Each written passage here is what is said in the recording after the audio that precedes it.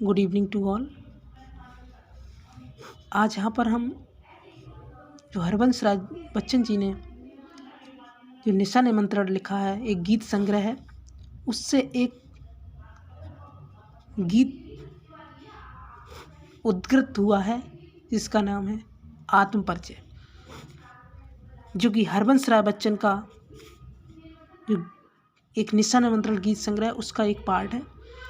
तो हम इसमें 1 बाय 1 डिस्कशन करेंगे। इन्होंने क्या कहना चाह रहे हैं कवि इसमें कवि कह रहे हैं, मैं जग जीवन का भार लिए फिरता हूँ, फिर भी जीवन में प्यार लिए फिरता हूँ।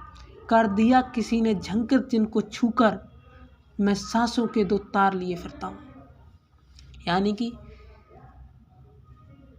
कवि यहाँ पर कह रहे हैं, इस पंक्ति में कवि ने अपने मन की तुलना एक वाद्य यंत्र से की है। और किसी का मतलब यहाँ पर आया है उनके प्रियजन के लिए, जिसने उनके मन के तारों को छूकर झंकृत कर दिया है, अर्थात कंपित कर दिया है। जैसे तारों को छूकर संगीत निकलता है, उसी तरह से उनके मन में जो प्रेम भावना उत्पन्न हुई है वही प्रेम है, और वे इस प्रेम रूपी सांसों के 2 तार अर्थात जीवन को लिए फिरते हैं। यहाँ पर जगजीवन में अनप्रास अलंकार का प्रयोग किया है कवि ने। मैं स्नेह सुरा का पान किया करता हूँ। नेक्स्ट स्टेंजा है, मैं स्नेह सुरा का पान किया करता हूँ, मैं कभी न जग का ध्यान किया करता हूँ।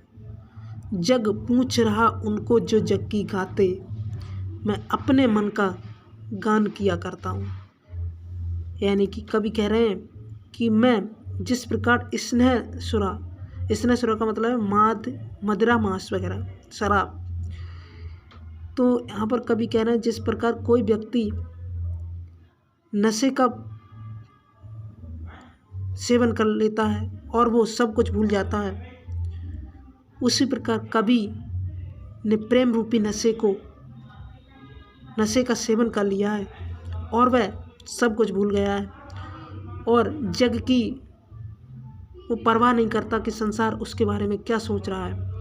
जग पूछ रहा उनको जो जग की गाते, और कभी कहता है संसार तो उनको पूछता है जो उनकी प्रशंसा करते हैं और झूठी प्रशंसा करते हैं। और कभी मैं अपने मन का गान किया करता हूँ, और कभी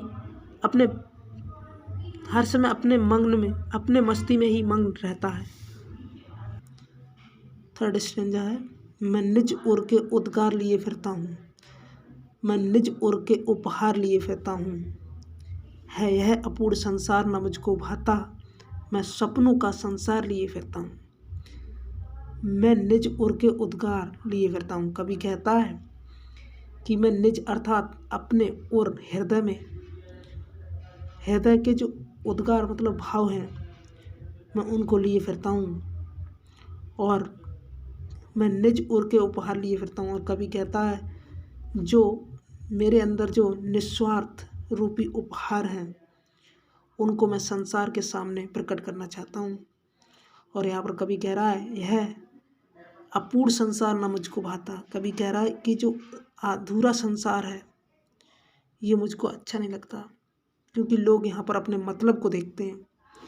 मैं सपनों का संसार लिए फिरता हूँ। और कवि ने एक विजन देखा है, जो सपना देखा है वो उसके लिए अपने मन में लिए फिरता है।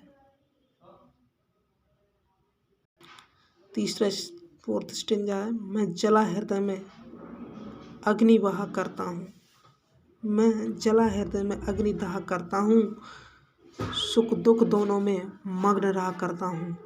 जग भव सागर तरने को नाव बनाए, मैं भव मौजों पर मस्त बहा करता हूँ। यहाँ पर कवि कह रहा है कि मैं जला हृदय में, उसके हृदय में प्रेम रूपी अग्नि को जलाए हुए रखता है, और कहता है मैं सुख दुख दोनों में, कोई भी परिस्थिति हो, उसको सुख हो या दुख हो, वो दोनों में मग्न रहता है, खुश रहता है।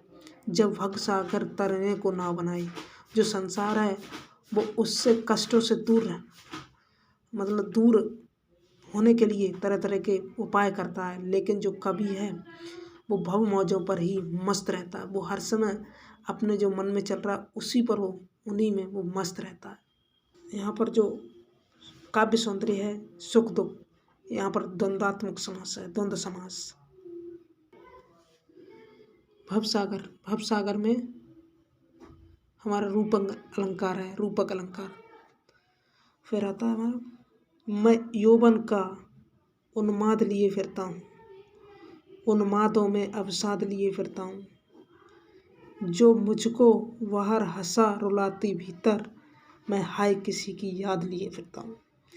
यहाँ पर कवि कहता है मैं यौवन, यौवन कहते हैं जो युवावस्था होती है उसकी बात कवि कर रहे हैं।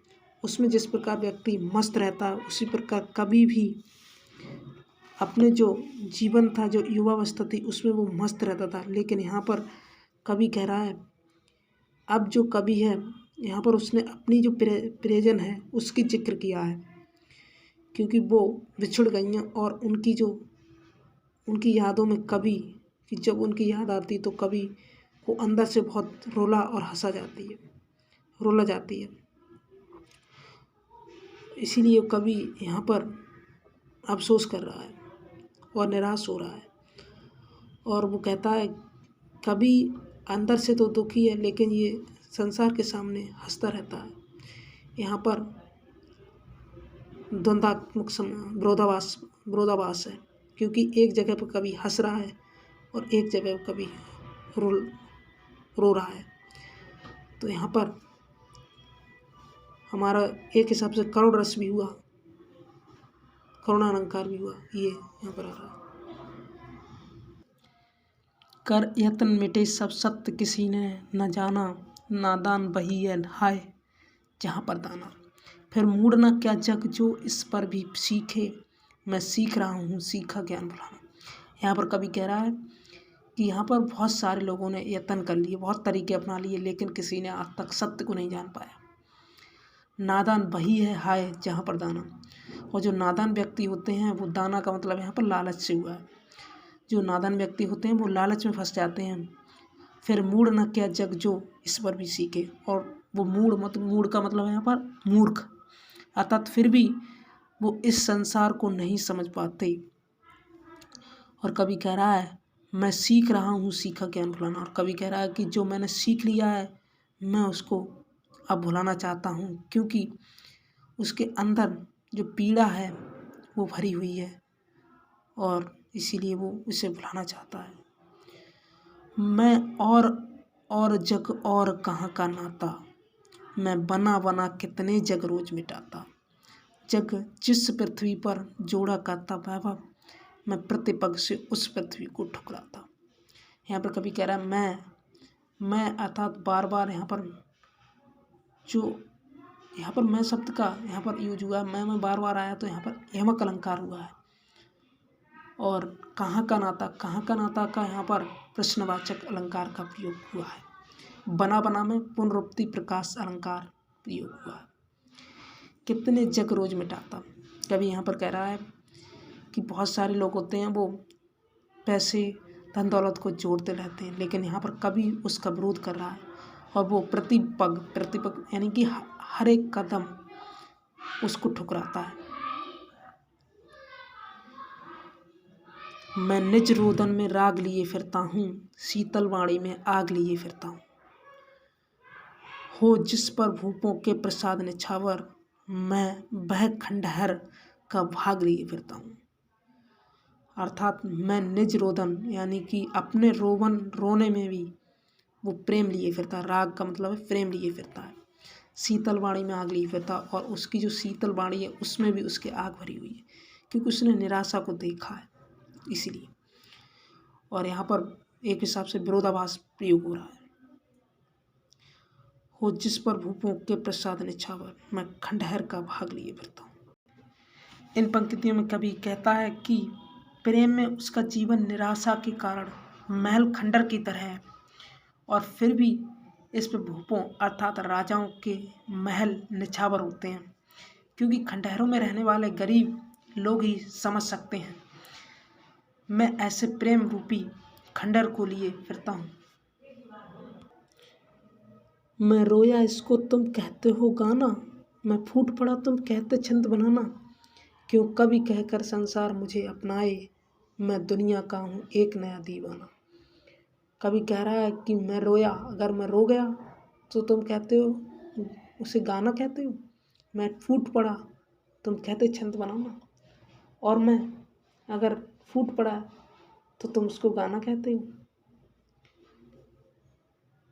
क्यों कवि कहकर संसार मुझे अपनाए। और कवि यहाँ पर प्रश्न कर रहा है कि ये संसार मुझको कवि कहकर क्यों बुला रहा है। यहाँ पर कवि ने क्यों कहकर में प्रश्नवाचक अलंकार प्रयुक्त हुआ है। मैं दुनिया का हूँ एक नया दीवाना। कवि कह रहा है मैं तो एक नया दीवाना हूँ जो अपनी मग्न मस्ती में सुख दुख दोनों में मग्न रहता हूँ। मैं संसार की परवाह नहीं करता कि मुझे क्या लोग सोचते हैं। मैं दीवानों का वेश लिए फिरता हूँ, मैं मादकता निशेष लिए फिरता हूँ। जिसको सुनकर जग झूम झुके लहराए, मैं मस्ती का संदेश लिए फिरता हूँ। यहाँ पर कवि जग झूम झुके का मतलब यहाँ पर अनुप्रास अलंकार हुआ है। और यहाँ पर इन पंक्तियों में कवि कहता है कि मैं दीवानों की तरह वेश लिए फिरता हूँ, यानी कि वेश बनाए हुए हूँ। उसे संसार की कोई परवाह नहीं है। वह तो प्रेम के राग में हर पल ही मग्न रहता है और अपने हृदय में मादकता अर्थात कल्पनाओं का संसार लिए फिरता है। कवि कहता है संसार उसके भावों को सुनकर झूम उठता है और उसे कवि समझकर लोक प्रेम में झुक जाते हैं और खुशी से झूमने लगते हैं। और कवि अपनी कविताओं के माध्यम से